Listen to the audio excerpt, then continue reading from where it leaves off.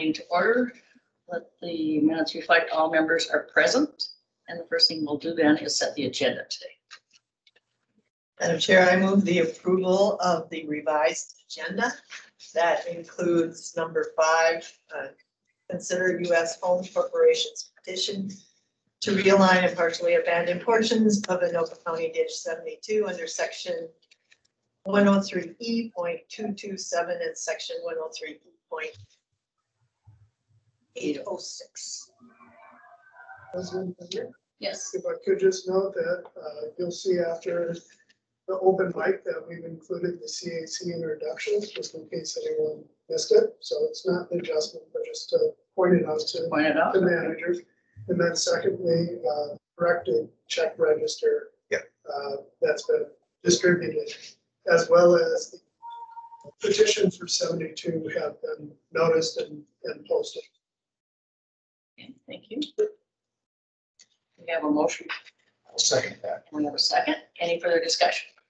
All in favor?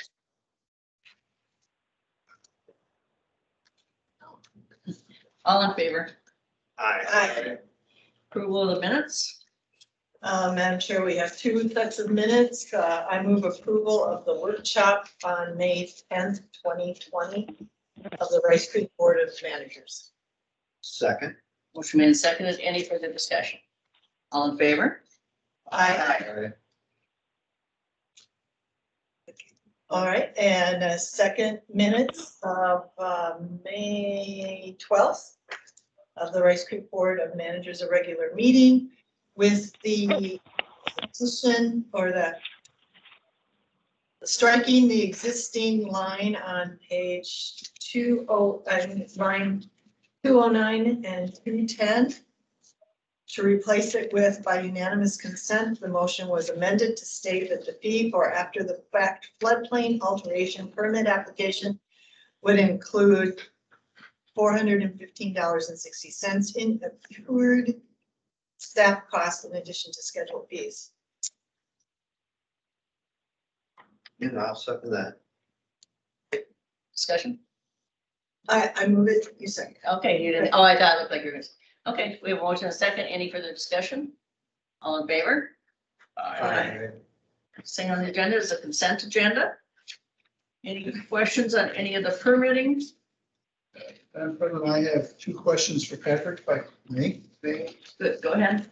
Patrick, on permit file 21-038, page 35, there's a aerial photograph, and you've shown us where various things are going to be, and some of the hash marks purely for the closed infiltration basin are jutting into areas that look like either the wetland or next to the wetland. I'm just curious whether or not we are in fact affecting the wetland there.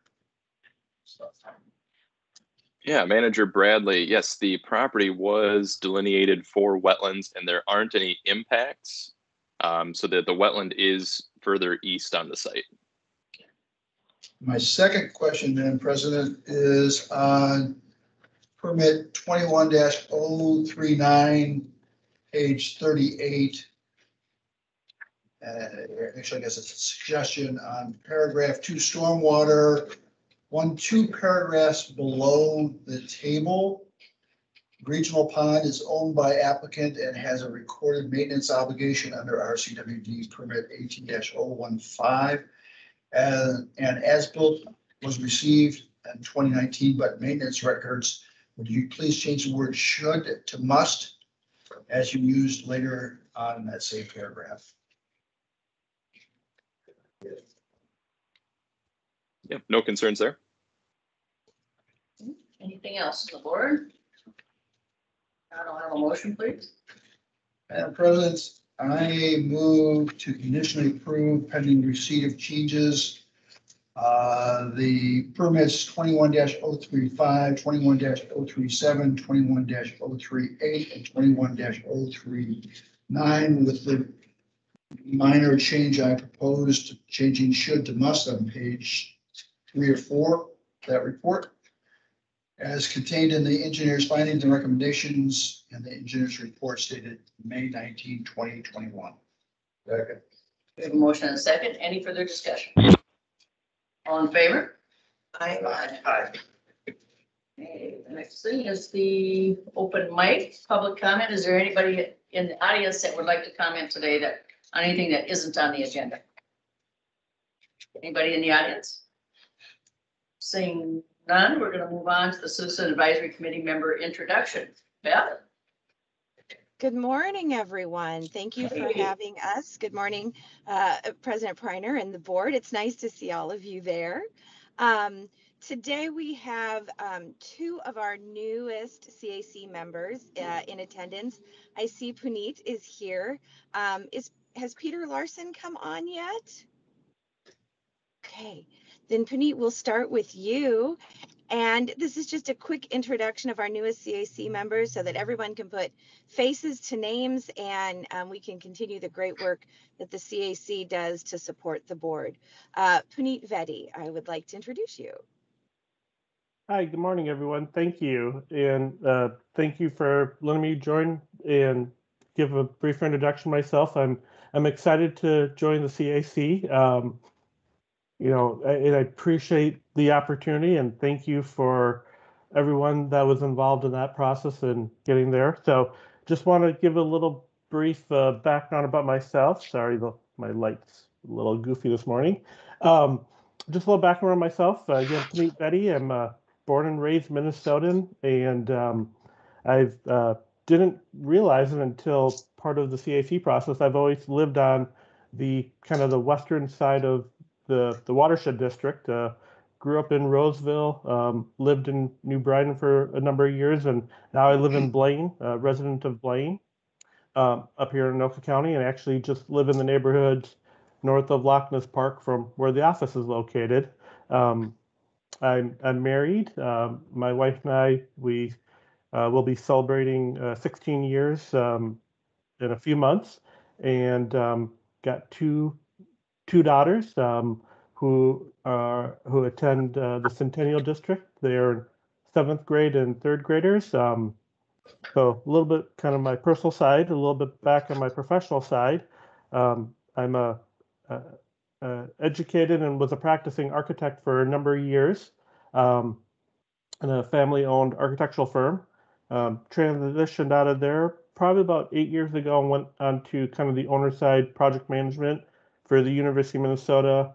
A little brief stint with the with Land O'Lakes. Now I oversee the project managers and the construction delivery for the Metropolitan Airports Commission, so MAC and the reliever airports. So that's what I do from a professional side. So there's always definitely with the MSP, there's always lots of construction. So that's my team, and we definitely keeps us busy.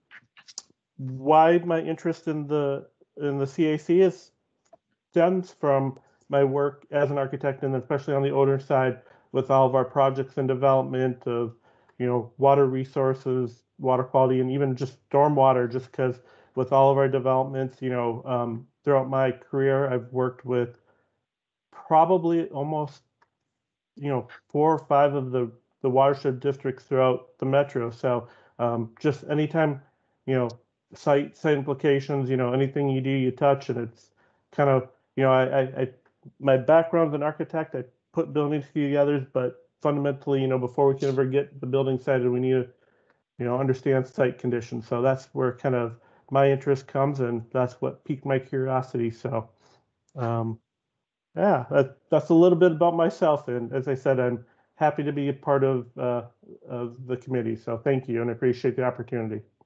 And thank you for applying. That's wonderful. Welcome. Welcome. Thank you for service. Yeah. We have some really great new members. It's very exciting. Thank you, Mr. Vedi. Peter Larson has joined us now as well, and he's our newest representative from Washington County. And Peter, welcome, and I would love to have you give an introduction of yourself. Oh, muted. Bethy's muted. He's Oh, muted. Mr. Larson, you're still muted. How about that? There we go. Good. There we go. Good. All right. I'm Peter Larson. live in Washington County, just south of Forest Lake. I happy to join the committee here. I and was trained as an engineer, went to Colorado School of Mines, and then there graduated as a chemical engineer. And during those studies, I was quite taken back that when we're doing unit processes, they would describe, how we refine stuff like that. And then the end product, which is a waste product, they'd always show a big pipe dumping into the ocean and saying, okay, this is what we do with the leftovers, because the ocean is the ultimate recycler. That disturbed me quite a bit. And it's about the time of the environmental movement. I went on to University of Denver, which is one of the few schools which offered an environmental engineering program, because to me, the environment was very important. And I did get a master's degree in environmental and chemical engineering.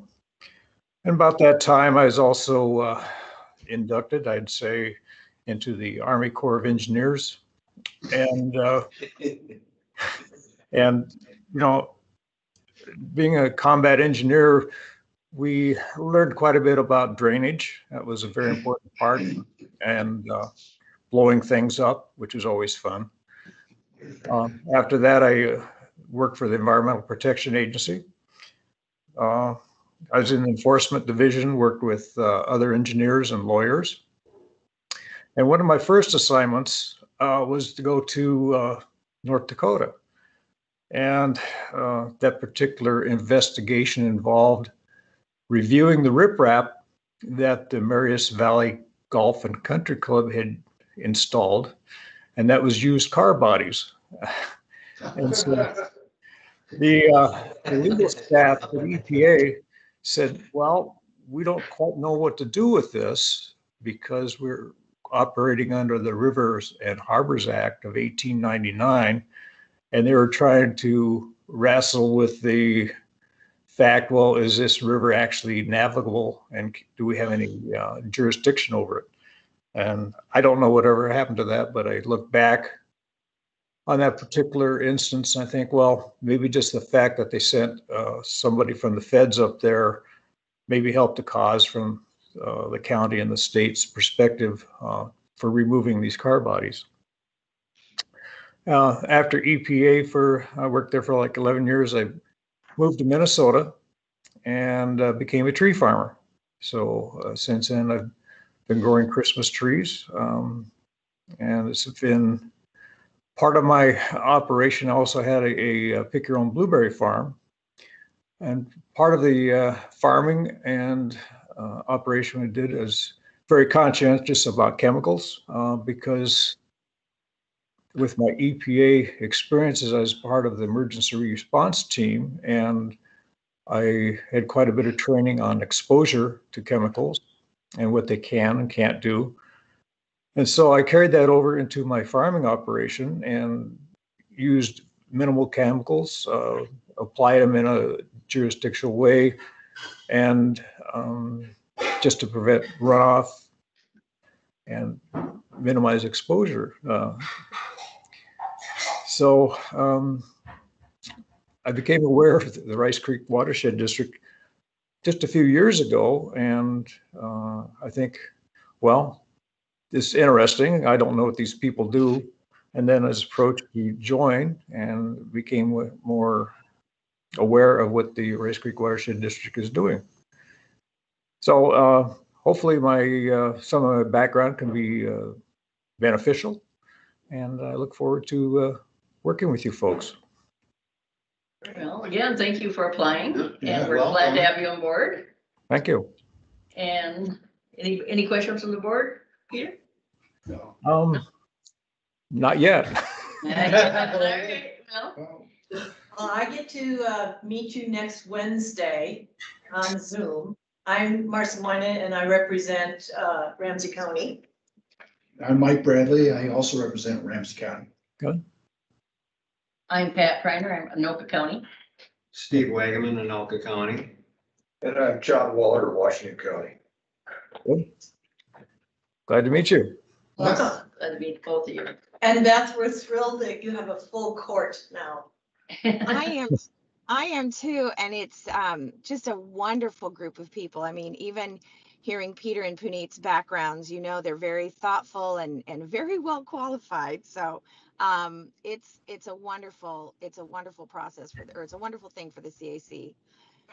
We will work to have Michael and Megan present to you over the next month or two, and working it in with their work schedules as well. So you'll get the chance to meet all of our new folks, and we're going to hit the ground running with them.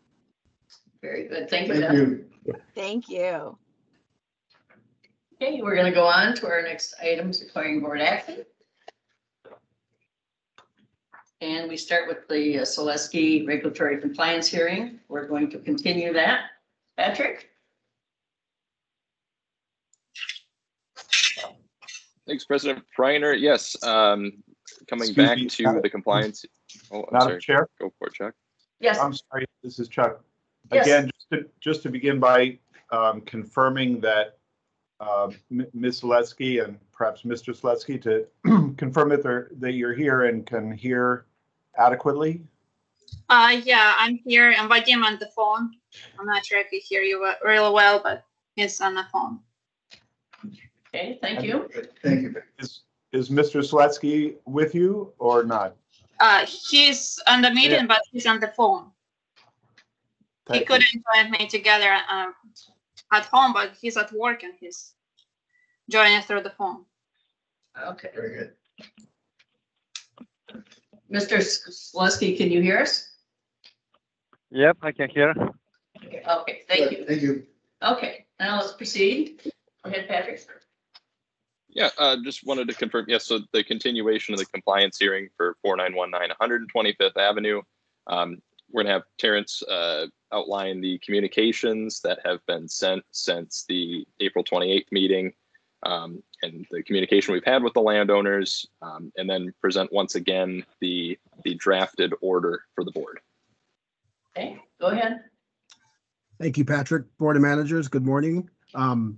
My name is Terrence Chaston Davis, District Technician / Inspector at Rice Creek Watershed District. I wanted to start off by recognizing other parties that are present for this compliance hearing. I believe the City of Blaine is present again, Rebecca Haug from the City of Blaine. And then I did see Tracy Rust, one of the developers associated with the project. So just wanted to present kind of the updated timeline or events that happened since the last board meeting on April 28th, 2021. So we did send a letter to the Selesky family on April 29th, 2021. That letter was emailed to them, and then after that, and that could be found on your board packet on page 49 of your board packet there. After that letter was sent, there was a phone call that was made to the Selesky family wanting to confirm or work with them and see their thoughts on the letter that was sent. That phone call was made on May 4th of 2021. And then there was some subsequent email follow-ups after that phone call. Again, an email on May 4th, 2021. Another email on May 7th, 2021. And then we did get a response from the Selesky family. They did note that they were out of town for some time, so they needed some additional time to review that letter. And then we did receive an official response from the Selesky family on May 12th, 2021, and that can be found within your board packet between pages 53 and 54. And then the Rice Creek Watershed District, we did provide one final response to the Selesky family prior to this meeting. That was sent on May 19th, 2021. So after that, we did Terrence? update. Yep. If I could, I'm sorry to interrupt. President Preiner, just for clarity, because I see people looking through the agenda packet. Terrence, could you confirm with me the initial letter of April 29th is on page 29, or sorry, 59 of the packet? Yep. That was the letter that followed the board's direction at the last compliance hearing. And then moving backwards towards the front of the agenda packet, we have the email exchanges that you referenced, and then the final reference email communication from the board, the May 19th one, excuse me, from you, is on page 52 of the packet. Just for clarity. Thank you. Yep. Thank you. And I apologize, the way it's not very easy to print off these emails in a nice viewable format, so it is a little backwards the way that it was set up here. So yep, the last, as Nick mentioned, the last response from Rice Creek Watershed District was sent on May 19th, 2021, and that's found on page 52 of the board packet. And then we did update or revise a proposed order that was presented to you at the last board meeting on April 28th, 2021. That revision included, I believe, some comments from Manager Bradley, and then also referenced some updated information. And that letter was provided to the Slutsky family on May 20th, 2021 via email. And I did mail that to them, but I don't know exactly when that was received because I just used snail mail. And with that, I will kind of open it back up to the board for questions from staff or legal, and kind of go from there. Okay, any comments from the board or questions? So, unless we want to hear from Slutsky's first, but. No, you go ahead and then Okay, so what we need is some impetus to get this thing moving, it seems to me. If I go to the letter that Slutsky sent us on May 12th, on page 50, going to page 54, talking about the wetland buffer, their comments are twofold. Number one is that we should refer our concerns to Greg Brisky, who sold the property. Problem is, we're not looking for money, we're looking for a fix on the land, and Greg Brisky no longer owns that land and he can't solve our problem. You also say, and this is very important to me, we would like to hear your suggestions. What you can offer for us other than threats. I think the next step ought to be to continue this for another 30 days, to send Houston Engineering out to stake the land where we claim to have a violation, if you will, and then have Nick and Terrence stand on the property with the Selensky's and talk about what other solutions we might have. And proceed from there. That would be my suggestion, rather than issue an order that's not likely to be agreeable to the Selensky's and not likely to be acted on. I'm looking for some effort on our part, and there's no criticism of staff, because staff has accurately stated our rights as the watershed district. Those rights haven't changed. But if there is something we can do to modify what we've ordered so far to allow Selensky's to continue using the property as they need to, not as they might want to, but as they need to for their business, and if we can accommodate that, we should. And I don't know how to get there by just continually asking Selensky's to give us a solution.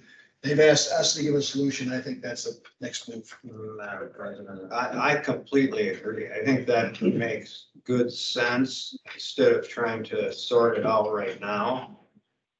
That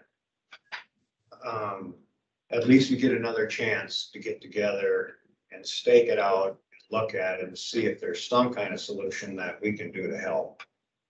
Makes sense to me too. Mr. Wall? Thank you, Madam President. Yes, I support that concept, Manager Bradley. I think that's an excellent idea to start with. And I would go even a little bit farther. Maybe we should take a look at the rule itself. You know, we've had a couple of these now. And I'm beginning to wonder if they've all involved small property owners, you know, and have got kind of stuck with this. So I look for some way to solve this problem of variance as a possibility. Waiver, variance, alteration, something. Yeah, I think that I want to remind, I don't hold the staff responsible for this at all. That's why I'm asking the staff to kind of, let's look at the rule. Sometimes when we have rules come up like this, it puts the staff in a tough position. Maybe we need to review the rule and the situation here. But I support what you say, and if you make an emotion, I'll second. Well, we should ask. We didn't hear from Marcy yet. And also the Slenskys, what they think about this. That was my next point.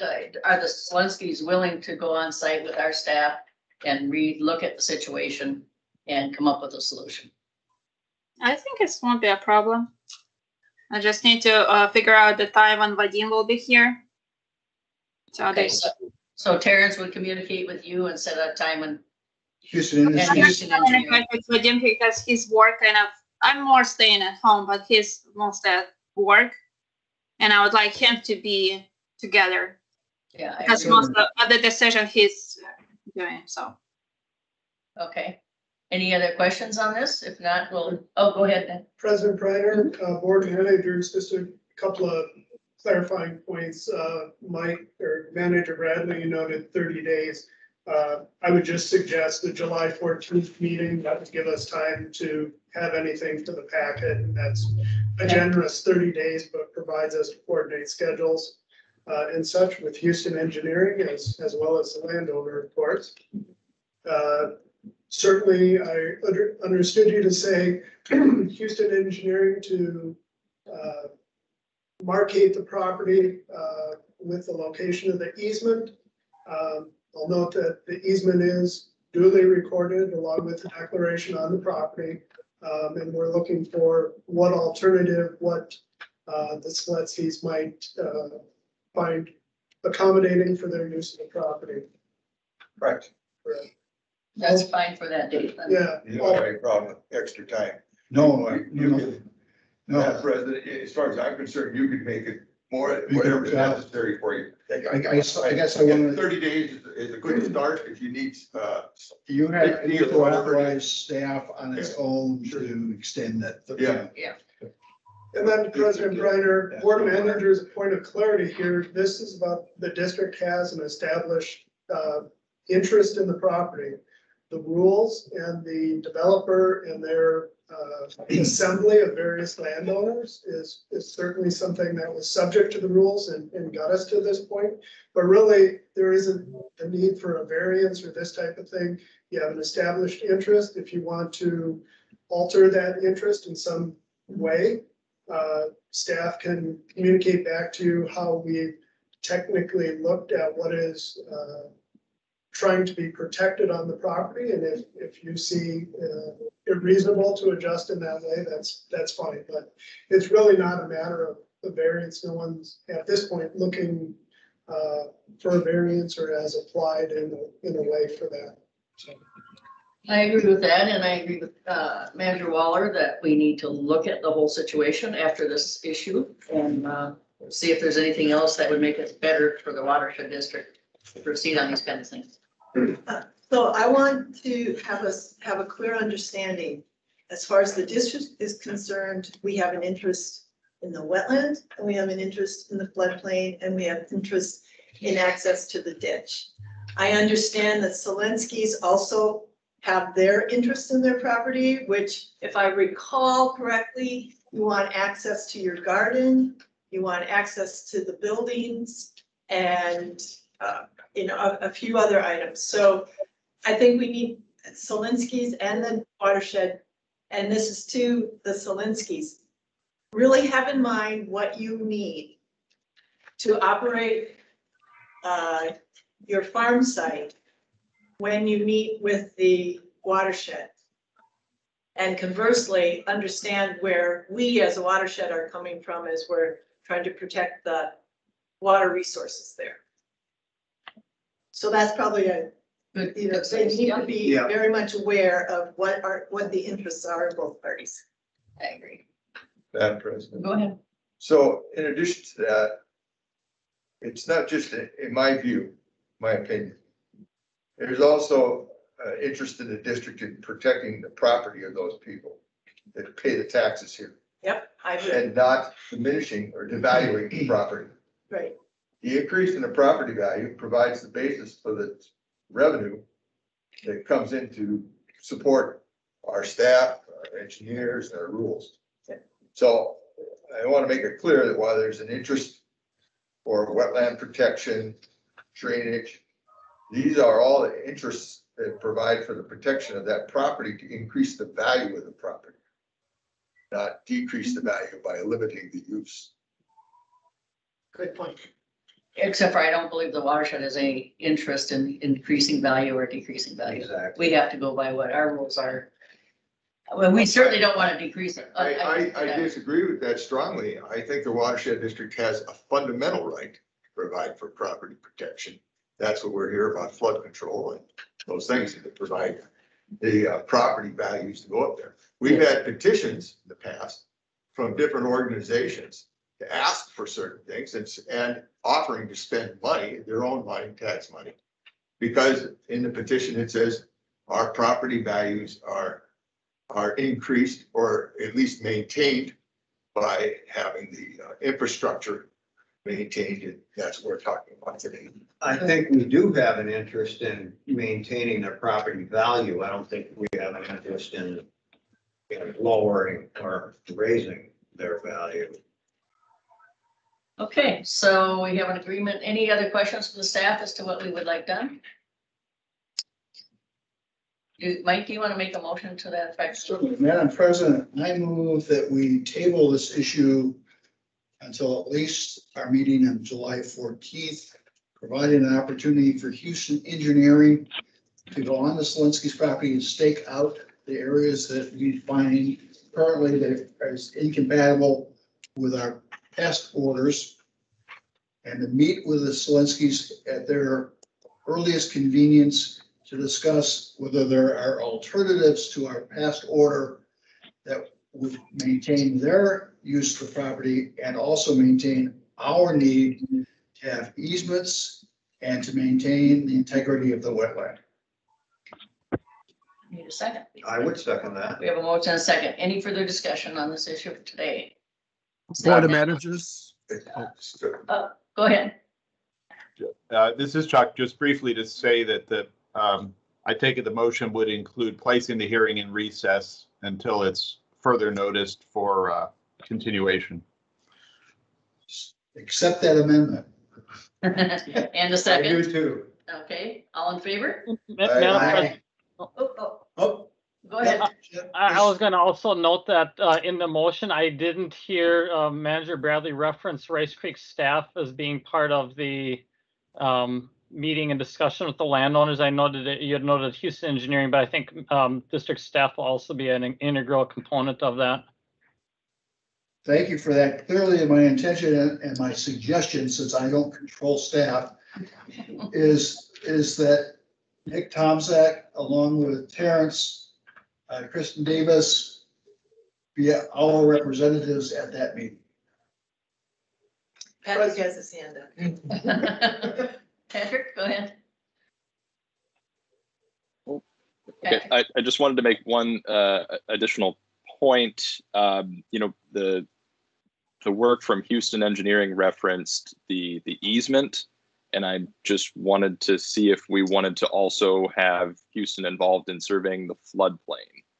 It has So been there's a couple of different issues there. Okay, I believe I had said easement and the buffer, but also certainly they should assist us to the extent that there has been fill in the floodplain.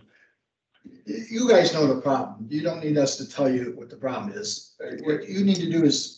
I think this is a situation, Madam President, where that phrase, make it so. Well, yeah, I don't want to overuse it, but yes. That's No, true. this is, see if you can't take up the Selinsky's offer to work with us. Everybody clear? Well, could someone Could restate, could Could the points of the motion be restated? All right, so Wait a minute, let's hear from Nick and then we'll go to Mike. Yeah, just as a practical matter and for clarity to the landowner, the Selinskis, I'll just note, Houston Engineering will bring their equipment to the site, and it's something that is best done in kind of real time so that it can be marked. Staff would be there. If they want to alter it in some way, we can use GPS and these modern things. So it will be a little bit of working session. a working session with people about the property and such. So thank you. The main points, Manager Bradley? So the main points is we want Houston Engineering working with our staff to first identify what we've ordered and what is inconsistent with that order. And then meet with the Selinskis to be creative to see if we can't solve their needs on that property and our needs to protect our easements and the natural resources we're responsible for. That close enough? Yeah. 11. And And the email will be sent to the Selinskis with the points. And then this continue until at earliest July 14th with authorization to staff to extend that period as necessary to get this done. And I'd re-second this one. I don't know if we have to re-second. Okay, that's the idea. Chuck, do we need to re-second that or was that just explanation? It's up to you. No, I think the motion is fine as it stands. Okay. That was clarification. Thank you. And I see Mrs. Selinsky has. Mrs. Selinsky has her hand up. Go ahead. Yeah, I have a question about the floodplain. I know last time when we spoke, I said there won't be a problem to remove the fill if needed. But when we go after a meeting to our property to see at least approximately where the wetland was mapped, we see that the Red Creek watershed were mapped. The floodplain is on the same level where our garage is built, two-car garage, where the shed is built. So it looks like on the same level, the building's on the same level, the septic system on the same level, and the house on the same level. We start to have questions how the floodplain can be there if they're already a building. So it looks like to us it's being added. But when last time Patrick was, not the Patrick, Terrence was here, I had asked him about the floodplain. He said the floodplain always exists. So assuming if it's always exists, it should be there before the house is built. And the house is built at 1954. The other question is if they even added a floodplain to the property, why they didn't take attention that we have a huge pond. It's approximately 12 foot by 10 foot, 10 foot wide, 12 feet to the other side, and about 4 feet deep. Why the floodplain needs to be on the property if there is a big pond and most of the buildings on the same level, which is not acceptable with the city codes.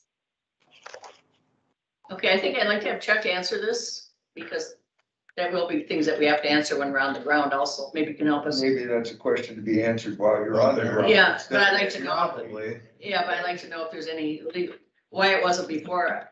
My understanding of floodplains is they've always been there. They've just been redefined as we have better technology. So go ahead. President Reiner, as a lead-in for whatever Mr. Holton might share with us as well. Floodplain is a dynamic identification on the property. The precision of the information that we have, the models that are used to define it and such are always evolving, and we have good information, what's considered the best information of floodplain, and we can certainly identify that on the property. There are existing structures, as the landowner notes, but these are different programs, if you will. The relationship between structures and the floodplain is one of the federal risk management program and those types of things, and that's not what the district is administering. That is done through the DNR and locally by the cities. Chuck, would you like to add anything to that? The floodplain in question under the district's rule is one that the district determines through its modeling capacity at the time of permitting.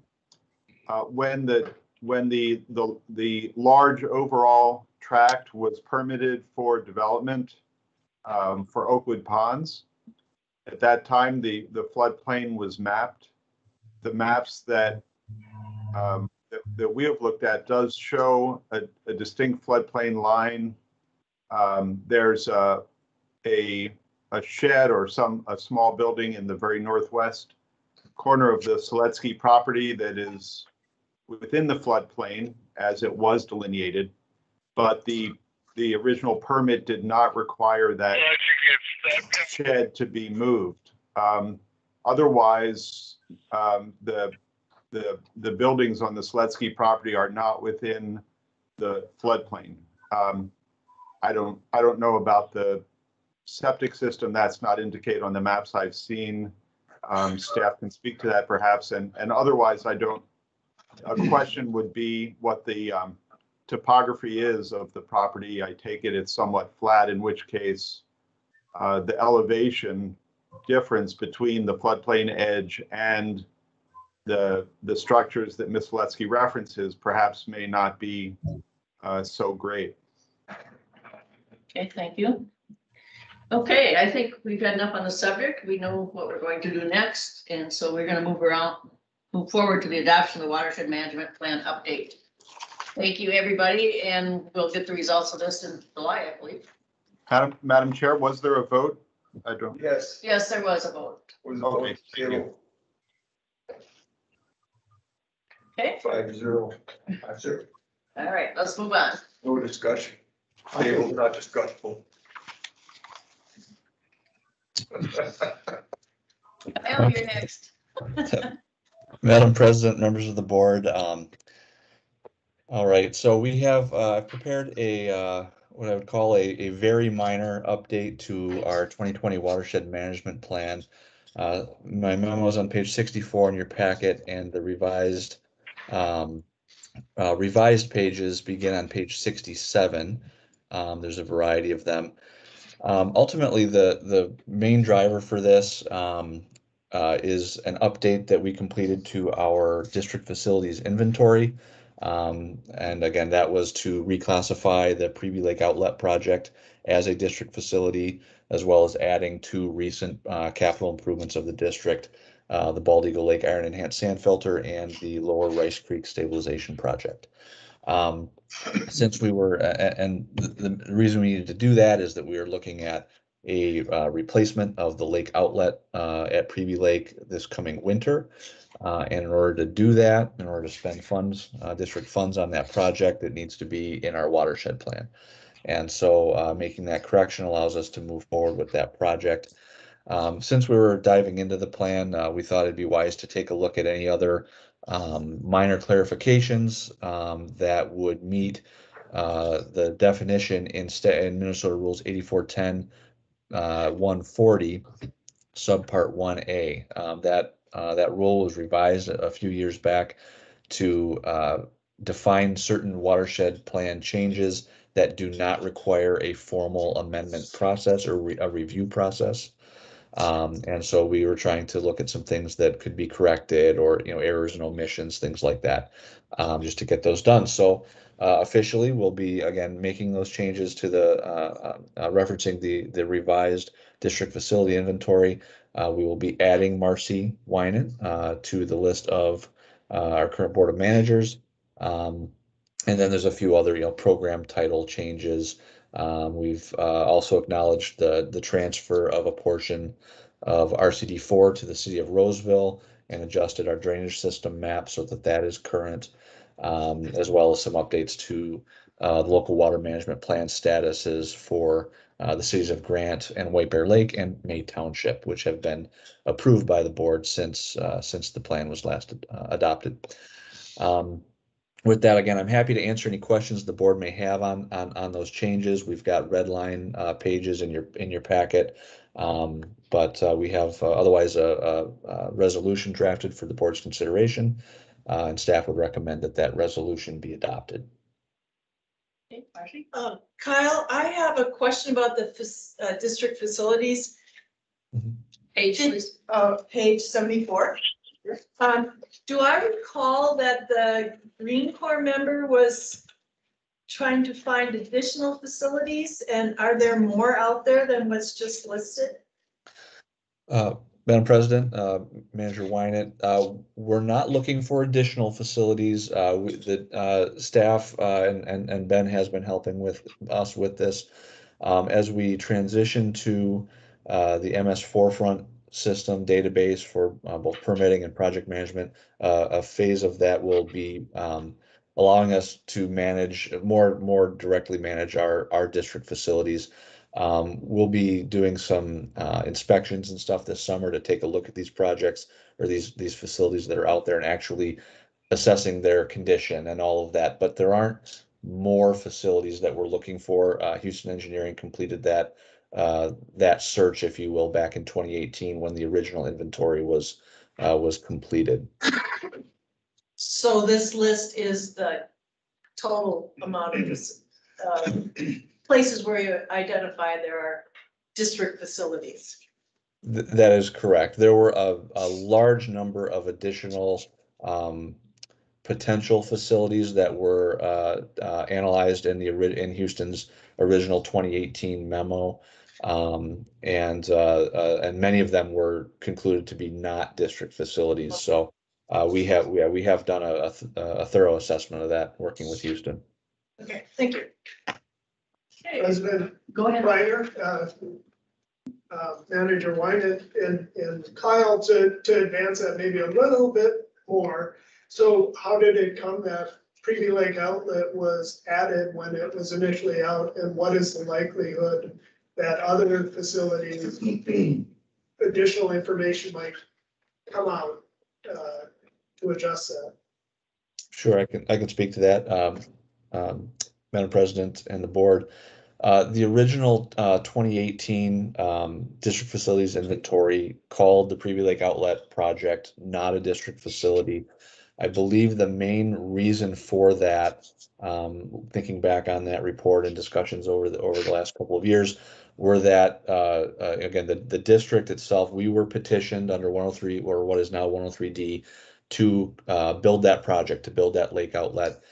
Since that time, there really had been no formal maintenance or assignment of maintenance obligation for that project. As the outlet structure had failed multiple times over the last couple of decades, the city of White Bear Lake had just taken it upon themselves to complete maintenance work to ensure that lake outlets continued to function. It's now gotten to a point, again, as we've discussed, that the structure needs to be replaced in its entirety. That carries a little more cost associated with it. We've been talking with the city and really researching it more into the history of that project and the legal documents that surrounded it and some of that original petition and assessment process, and really determined that the project in its entirety, it crosses the boundaries of 3 municipalities and 2 counties. It's not a situation that would, it'd be very difficult for the Watershed District to assert that project should be owned and operated by all 3 of those municipalities or the 2 counties. And as a regional water management authority, it makes sense that again, and as the constructor, the agency that constructed the project, we should be the ones to take care of it moving forward. So, we've had other previous discussions with the board about that. And as such, it's been added back to the facilities inventory as a district facility. Manager Waller. Thank you, Madam President. Kyle, wasn't the original project for this done back in the late 70s or early 80s? 70s. 70s. So it's a long time ago. Yeah, just wanted to point that out. It's I think we had this. Wasn't this in our original inventory we did back in? Was it 7 or 8 or 9, somewhere there we did, when Thomas was the administrator, we did an inventory of facilities. At that time also, a preliminary list or such. Oops, sorry, and I'm not seeing, let me move. I can't see Manager Waller on my screen right now. Wait, that's all right. He's There wearing we a are, hat. there you are. You're talking, okay, so you are talking to me. Over here, see there? Yep, I got you. Yeah, I'm not familiar with an inventory at that time or not. Like I say, I came on staff in November of '08. And I don't recall if there was one Okay. done at that Okay. time. But this was one of those, part of that project that was like with, Ramsey County 2, 3, 4, and 5 over there and back in the 70s, the clean water grant money, wasn't it? Oh, so yeah, back in the Ruby Lake and, 70s, 80s. yeah, Halls Marsh and the whole thing here. Yeah, So, there was oh, Okay, I think we'll go ahead and move, resolution 2021-08 on page 65, somebody.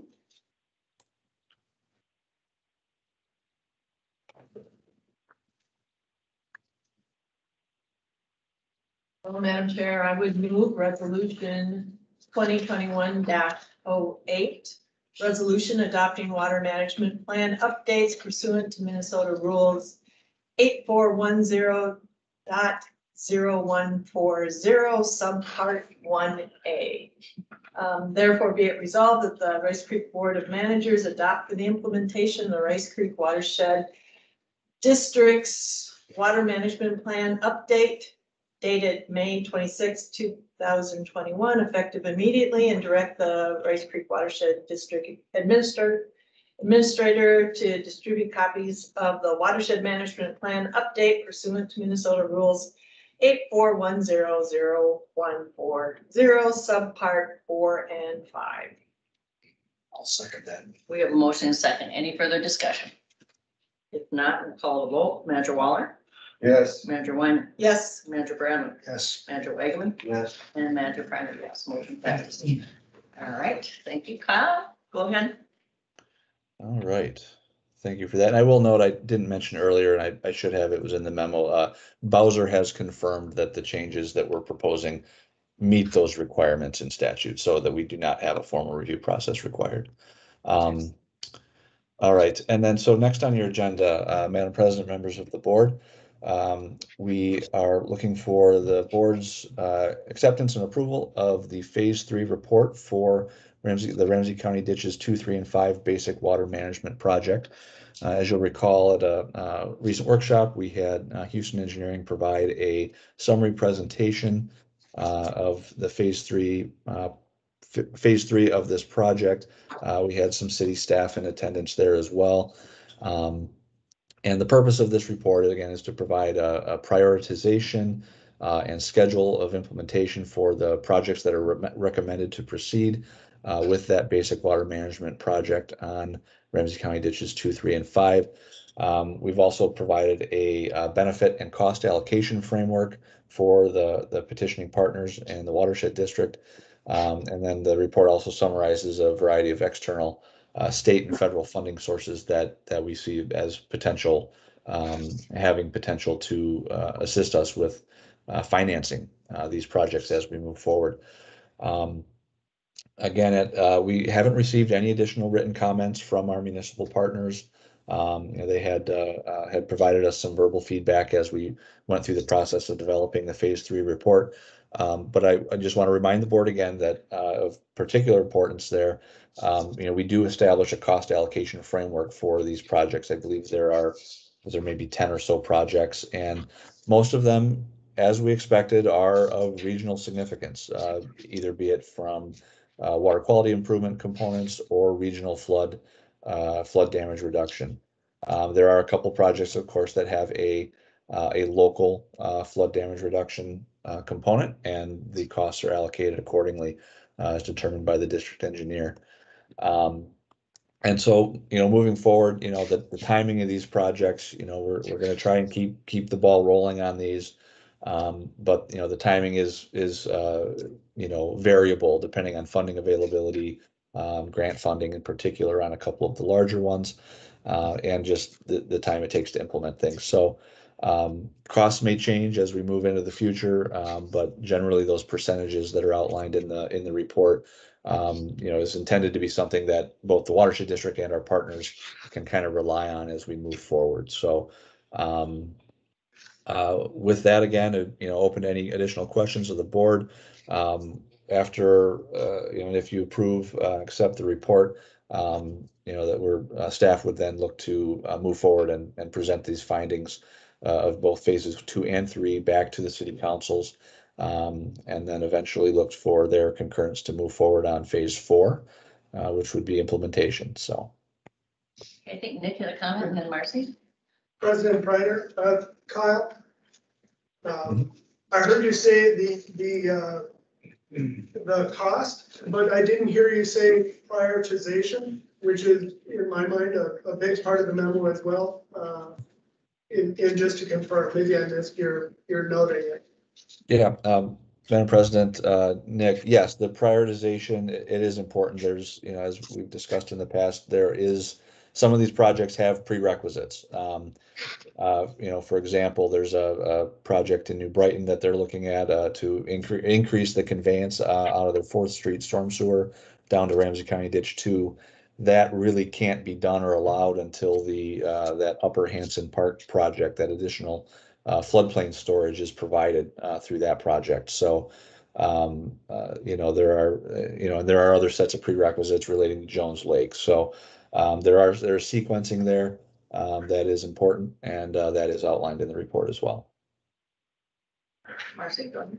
Well, Madam Chair, recognizing that this board has had a presentation and had lots of discussion about this at a workshop, I move the Rice Creek Watershed District Board accept and approve the phase 3 report from Houston Engineering dated May 18th, 2021 for Ramsey County Ditch 2, 3, and 5 basic water management project, and direct staff to provide a summary of the findings of phase 2 and 3 to the city councils of New Brighton, St. Anthony, and Roseville. Okay. I'll second that. We have a motion and a second. Any further discussion? Madam President, I have a question. So, as the process goes forward here, Kyle, you're going to present this to the city councils, and their staff and such would have additional time then to make inputs to the information. Madam President, Madam Manager Waller, I think the report at this point would stand. I think, as we move forward, as we did with phase 2, when we were kind of wrapping up phase 2, New Brighton had an additional project idea, as an example, down by Garden Apartments that they wanted us to take a further look at, which we did. And I think, moving forward, we'll continue to work with our municipal partners on this as things come up. Conditions can change, and their priorities could change.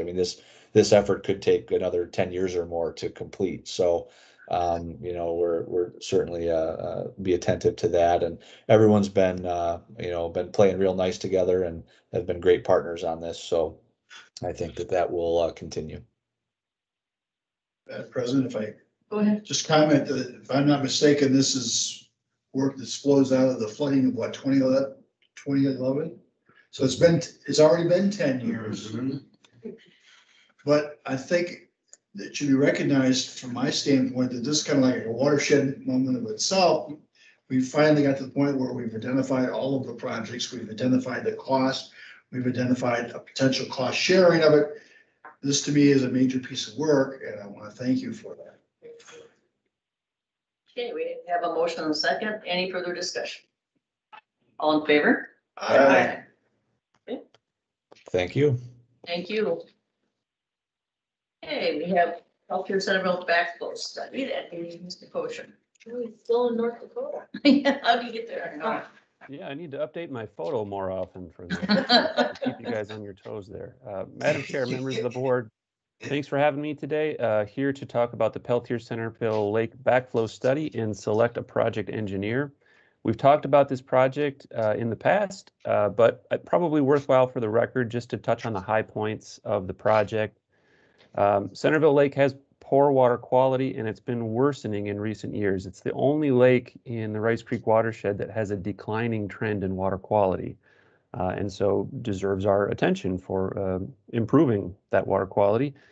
The Peltier and Centerville Total Maximum Daily Load, or TMDL study that was completed in 2013 identified Peltier Lake backflow as a significant source of phosphorus to Centerville Lake. So backflow from Peltier Lake. The idea is backflow from Peltier Lake in certain times of the year could be driving algae blooms in Centerville Lake. However, the TMDL study looked at that issue just kind of on the surface, didn't develop a lot of specifics as to the amount of loading, and didn't identify any mitigation projects that might work to solve that problem. And so we're looking at it again. There are other management projects that have been suggested for Centerville Lake, like an alum project, like carp management. Some watershed projects have already been completed in recent years, but before we consider future projects, we're thinking of this Peltier Centerville backflow study as kind of a prerequisite. We need to get a better understanding of how this particular issue works, and if it's a problem, we should address it before we consider other potential projects. So in February of this year, the district received a grant, a Bowser watershed-based funding grant to address this issue. On April 12th of this year, using the district's outside services policy, we released a request for proposals to 4 engineering companies. The 4 companies were selected because they have recent relevant experience in that area, so we're trying to tap into that expertise and that efficiency. On May 3rd of this year, we received proposals from all 4 of those companies. We discussed this at the May 10th board workshop. Staff's message to the board was that all 4 of those proposals were good, but that Houston Engineering's proposal demonstrated a very clear understanding of the scope, the deliverables. They also have a strong understanding of the project area, and they've done previous projects in that area that make their proposal, I think, the most efficient. And so at the May 10th board workshop, the board agreed by consensus that we would move ahead and select Houston as the project engineer. I have a memo on pages 105 and 106. So there is a proposed motion for you to consider after you have any questions, of course. I will share one thing here, though, if I can.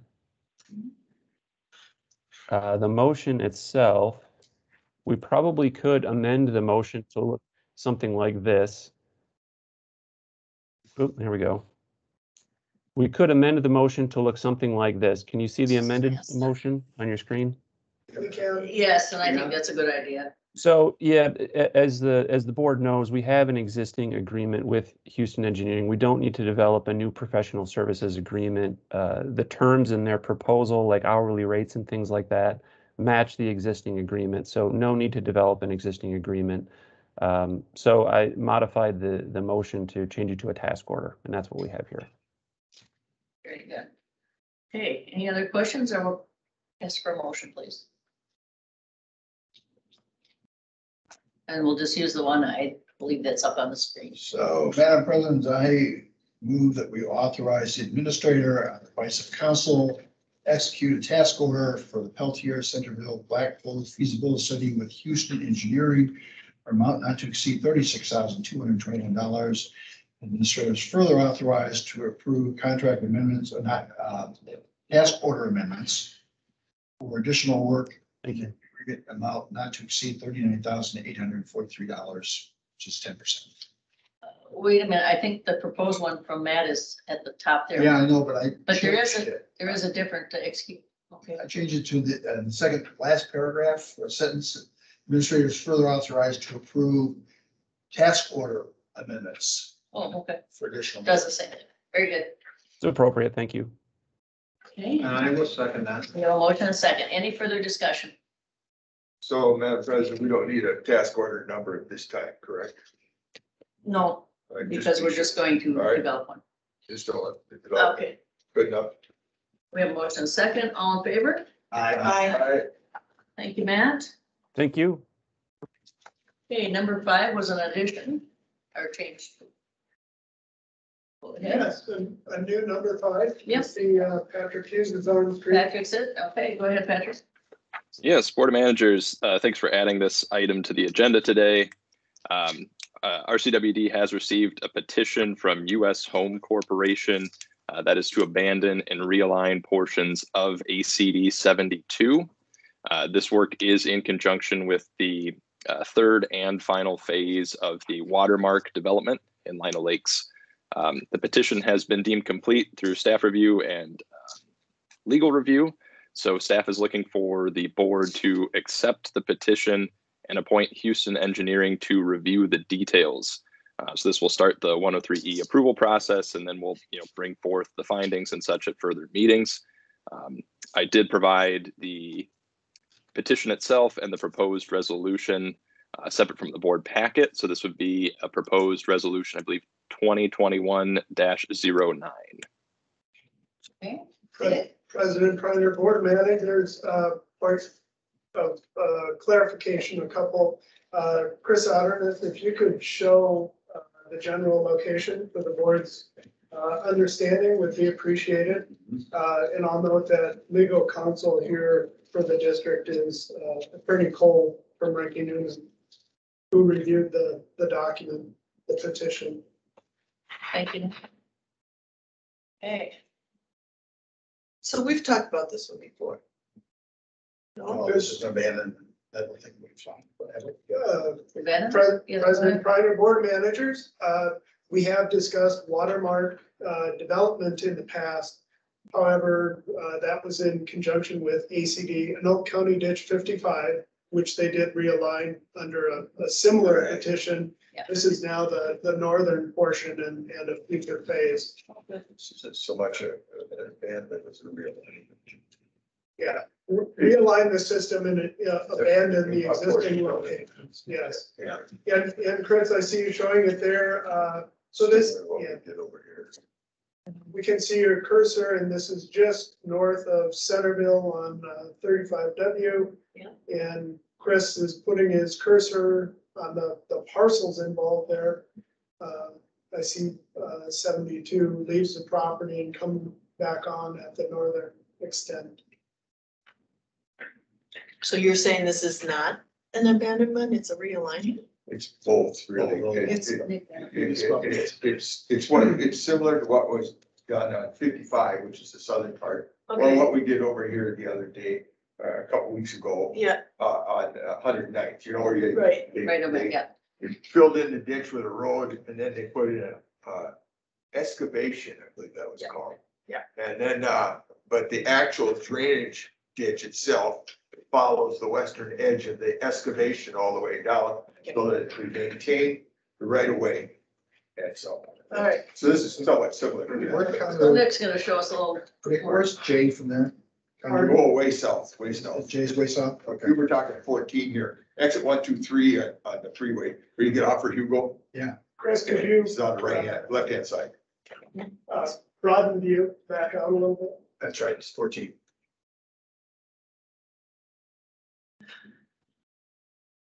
There we go.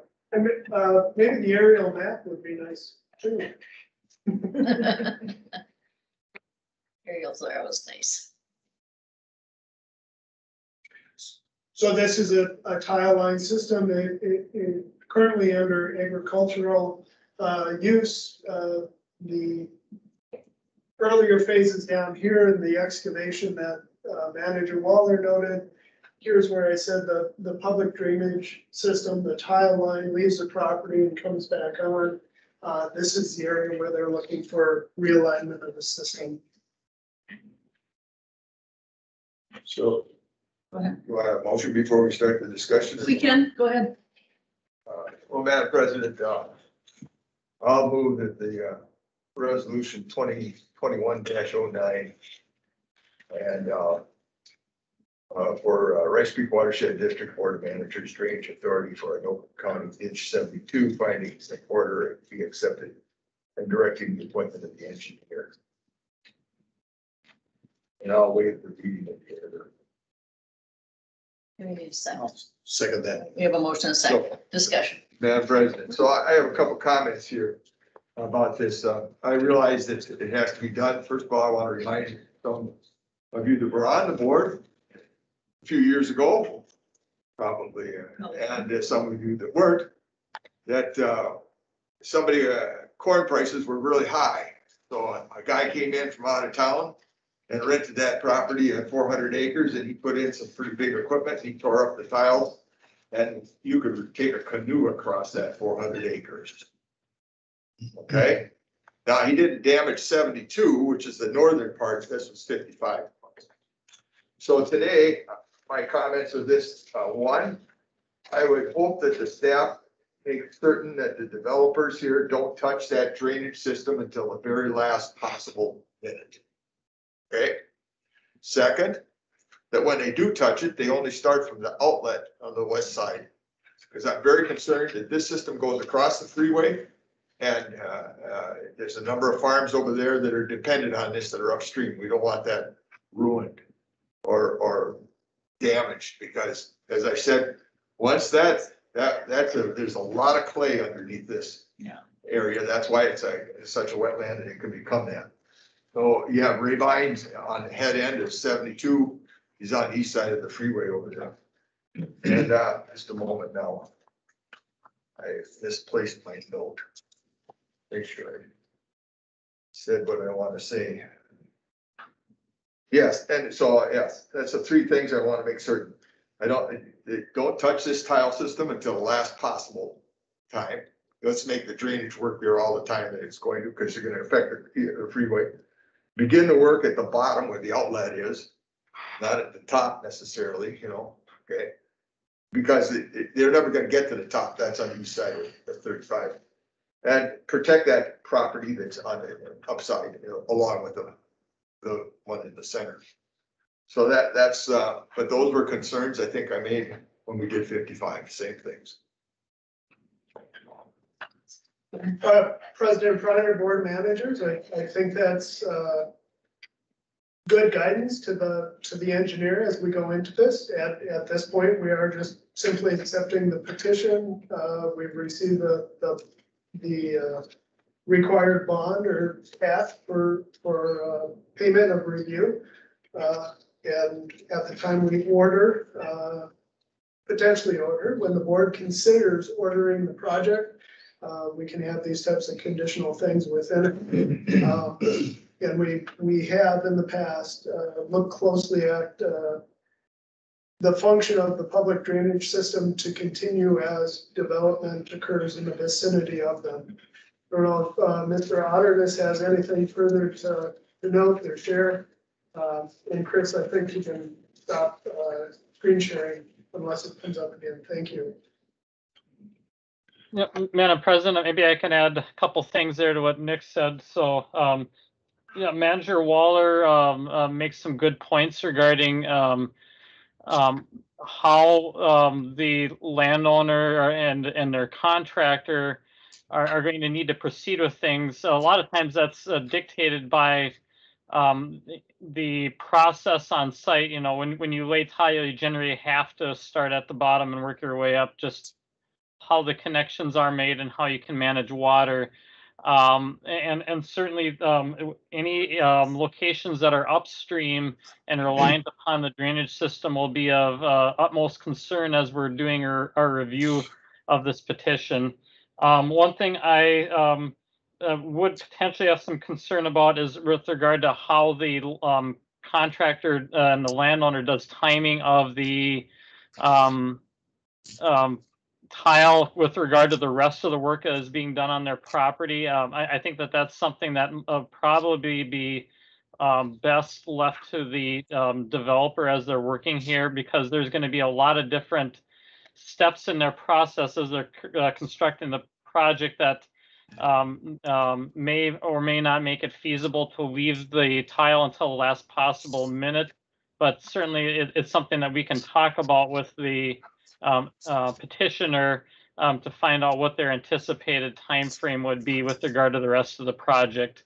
One thing I'll note is that the ACD 72 tile is quite old on site. There have been portions of the tile that have been replaced by the district in the last 10 or 12 years.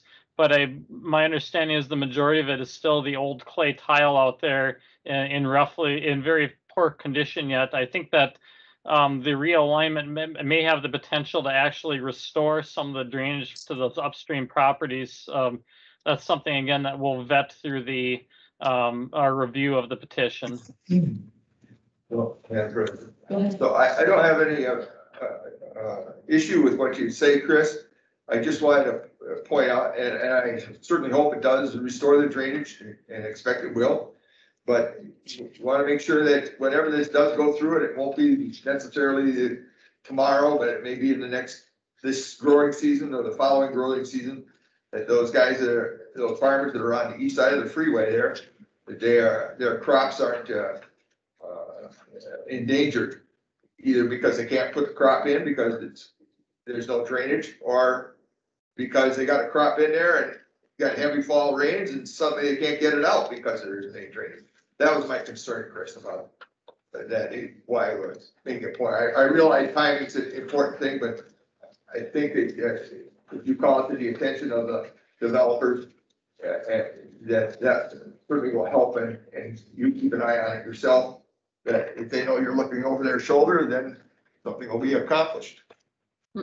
Madam President, Manager Waller, that's a good point again. And one thing I'll note is that we have in previous, in addressing previous petitions, and certainly can and probably should do in this case, is provide a condition that the petitioner and their contractor handle that water coming from upstream under all conditions. And that's something that, we have done most recently, even on the Ramsey County Ditch 4 project, making sure that the contractor under that project have a plan for managing the water to be able to continue to flow downstream and not and preserve the rights of the landowners under the interim conditions. So again, a good point by Manager Waller, and something we'll consider for a condition as part of the petition. Okay, we have a motion and a second. Any further discussion? So you're calling this Anoka County Ditch 72, but the bulk of it is a tile.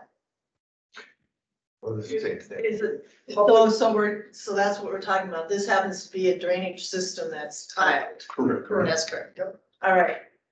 And then that's the physical question. The procedural question is, do we then have a public hearing eventually on this? Yes. Yes. Okay, so this is the first step in To get the order. and moving that Yep. forward. Yep. And then also I would say, whenever this happens, this could be intended to be a housing development. Yes. Oh, yeah. Yeah, with lots of ponds in front of people's houses. Yep. Yeah, And houses built up on big mounds of dirt. like we have. Helicopter. Yep. Okay, just to make sure I have this. This is another fill of floodplain by excavating ponds. Yeah. Yeah. Which is If you typical. want to talk about future discussions. I mean, So that's, I think at one time I heard, I don't know what the current size of the ponds are, but somebody one time when this was first batted around was saying, well, it'd be a 60-acre one. Yeah. I think that's probably changed. It's probably not There's a that lot large, more, but yeah. it might be 60 acres all combined Combined. together. Could be, yeah. well, that's what Bill's stepping. It's a lot of water. And that's a lot of water and but that's And the body of concern is Peltier Lake, correct. Mhm. which we Because just 70 have $90,000 to look at the impacts of, so just at 30,000 feet, right? Well, yeah. And it goes back to John's point about value of property, not losing by you That's being right. able to use it. So, good. President Pryor, board managers, just to note that this area has a good deal of study and we'll have some additional study. City of Lino Lakes is very interested in ACD 55. The reference to the very large ponds, this corridor, if you will, the City of Lino Lakes was looking for an outlet for areas east of the freeway to ensure that those landowners would be afforded some sort of development. Yeah. This is. Because it's also Lima Lakes east of the freeway. Correct, Yeah. correct. And the receiving water is Peltier Lake. That wealth of study included consideration of no change in the flood elevation on that lake, and through any of our, whether it be that plan or the developments, you know, it's a balancing of storing water on site before it's conveyed downstream, and how the developer goes about doing that is checked by our engineer, but it's at their disposal to some degree to say, here's how we want to meet the rules. So if the ponds are in the front yards, that is an option. We do give advisory statements of, might not be the best, you know, where's the city at? Are they considering this and feel that's the best location? I think in all cases, as a general rule, staff as well as your engineer and attorneys work to not create things, developers gone, and we're saddled with future issues. Thank you. Yeah. All right, we have a motion and a second. Call the vote. Manager Waller? Yes. Manager Wyman? Yes. Manager Bradley? Yes. Manager Wageman? Yes. Manager Priner, yes, and motion passes. Check register. Madam President, first we have a change in the check register. There was just a misprint, so we have a revised version. And I believe everybody has it. So I would like to approve the revised check register dated May 26, 2021, in the amount of $366,736.38, prepared by Redpath and Company. Second. Motion made and seconded. Any further discussion? I'd like to thank you, Treasurer, for the great review you do on this on behalf of the board. Thank you very much. It's a lot of numbers to look at. We have a motion and a second. All in favor? Aye. Aye. All right. Okay, staff report. Anybody have any questions on any of the staff reports? Anything? Of course I do. Go ahead. So Kelsey White is our wetland person.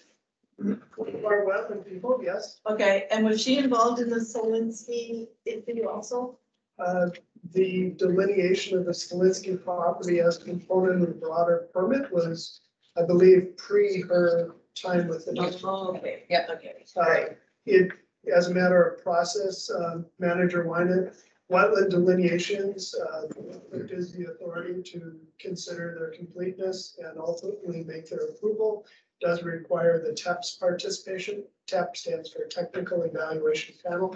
That includes a member from the state, Board of Water and Soil Resources, as well as an individual from the local conservation district, in this case, in Anoka County. great. Yes. Because it sounds like she's doing a lot of wetland work. Yes. Yeah. Any other questions on staff reports? We'll look at the June calendar. Everybody agree on the June calendar or would like to make changes? Madam Chair, I would just note on the 23rd, I'll be taking it online. We have that option. Anything else? Okay, we'll move on to the administrator updates. As President Pryor, Board of Managers, a couple of things to note. One, the district has entered into a task order with Houston Engineering regarding our monitoring plan that Mr. Koshin leads for the district. We want to ensure that the data collected under that program efficiently support the watershed management plan goals that we've adopted just a year before here. I have entered into the district into an agreement to develop the lead position for that public drainage system and facilities program. That was an outcome from our broader discussion at the special workshop, where we had a good number of items that were discussed and raised. Job description, salary schedule, merit table, staff hierarchy, who's reporting to who, and those types of things. So this is the first step in that. I'll note work to gain a number of proposals that may be helpful to the board in completing that broader scope of work. I've sent out 7 inquiries and hopefully we'll get some good proposals back for consideration consistent with our policies. The only other item I'd note is tonight at 6:30 is our Ramsey Washington Judicial ditch one, public hearing on the reestablishment of the record there. That meeting by teams. It can be, it will be the same as your present assembly. I will be in the district office. I believe Manager Waller will be as well. But there is a link available in the public and others may join that way. I think I'll be here too. I probably will too. I was considering close. yeah, considering how important my participation is, and I've got the house guests I'm gonna do by Zoom. Oh, that's nice. Team. As will I. Okay, that'll be fine. Anything else on the administrator? Any questions? If not, manager's update, Manager Waller. So Mr. Tim Daruski telephoned me. You'll remember he's a gentleman there from Cross Lake. Lost Lake, I should say, not Cross Lake, Lost Lake. Who's come before the board to talk about the spillage that the Metropolitan Pollution Control Agency did into Cross Lake several times. This time it was about some pumping. It was about a 10-inch pipe that was being pumped. And from his description, I listened to it on the telephone. I said, well, it doesn't sound like it's in our part of the district. It's pretty close, I'd say. And so, but I telephoned the administrator and asked him to have the technicians take a look, and they took a look and decided it wasn't in the district. It's part of Valley Branch. We're talking Pine Springs over there on the southern Matamidi border and that area. But he gave me a very, very long and happy compliment about Miss Catherine Nestor. Oh, good. He has experience with her in the past at county and Matamidi meetings, and he's found her to be very helpful. And that's an important issue there. And Catherine happened to be the person who went out and talked to him or looked at this examination this time and came back. And so I was telephoning him back to catch up after a week or so. Well, what happened, after you say you're going to call the staff. And so that was a pleasant experience. I always like to have that experience. And so I pass it on. And so Miss Nestor's not online today, but tip of my hat to her for it. She's a very good job there. But I would also point out something here, just as in my opinion. Oftentimes the board has, well, not often, rarely do we have a compliance hearing, rarely. And, but we never as a board seem to be as interested in compliance when it's a state agency that causes the trouble, such as the DNR or Bowser. But I'm going to put the Metropolitan Planning Commission sewer outfit on the same level as a state agency. There's no compliance hearing for what happened at Lost Lake, which was still in the floodplain, damaging the wetland, etc. But I just point that out, and I'll leave it at that. Let's move on. And it was really great to hear about Miss Nestor and the compliments from Mr. Warsk. Very good. Good to hear it. Manager White. Thank you. You had requested updates on the Clean Water Council. So yes, please. I did attend my first meeting last Monday, and I have been placed on the policy subcommittee, which will meet on Friday. It appears like the regular meetings of the Clean Water Council, at least at this time in their calendar, are more presentations. And this time around, it was all about, isn't that interesting? I just spaced that out. Just wait, because I know it. It'll come back. Oh, have I been there? Well, that'll come back to me. In addition to this, I did have a very long and informative conversation with Emily, who runs the mod, and we talked about things like funding and representation on the council. and just kind of update on how things are going with mine. So I know that on Friday, we're talking about irrigation. This is really weird. Keep going. It was 2 hours of stuff that I was listening to going, I know. So. Manager Bradley, take the heat off. Here. Thank you. I just want to comment about DNR. When I came on the board, we were trying to duck fights with DNR. I feel that has moved since then. That we're more willing to stand up to DNR today than we were in the past. Oh, there's no. Other than that, I'm not gonna argue about No, whether we should or should have done something else. I'm just making an observation. Yeah. That sometimes the hierarchy and, people are afraid of the supreme powers and all this. Always a matter of how much money we're willing to spend on the problem. Exactly. A lot of times with the DNR, there's been a change there too. It's another thing I'd say, there's been a lot of changes, staff, just for a comment here. When Mastel and I went to the very first mod meeting, we sat next to each other in this big room, knew nobody. And this guy got up at 11 o'clock in the morning before lunch. He gave a speech, it's the DNR presentation. Turns out his name's Lockensmall. That's where I learned his name.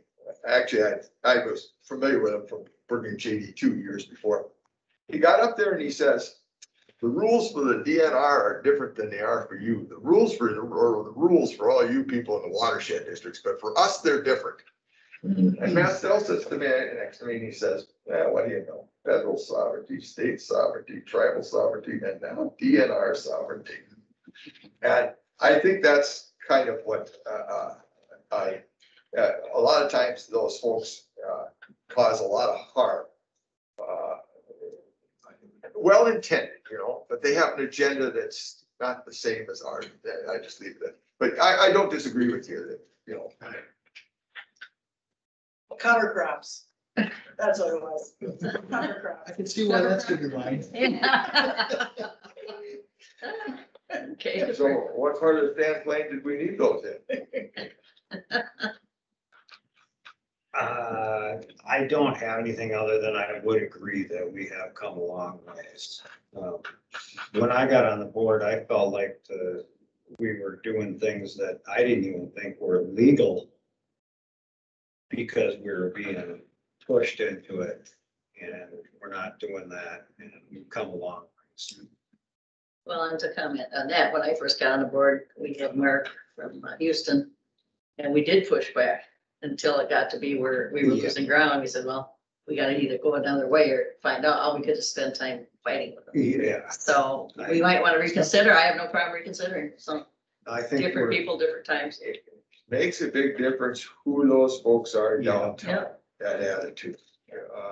Many of those people that were there in the late 90s have reached retirement age. And so they've moved on to other things, and that's fine. Yeah. And they had a different change about it. Yeah. So I just want to make sure I understand this. In order for you to keep that job, we got to keep paying the $7,500 to belong to mod. No, I've been appointed by the governor, so I'm Okay, directly good. to the governor. So we can cut out the $7,500. All right. But I think there's great value in it. Okay, and I have nothing further, so I'll entertain a motion to adjourn. Move to adjourn. Second that. Motion's made second. Any further discussion? All in favor? Aye. Went well. I don't know if I stay.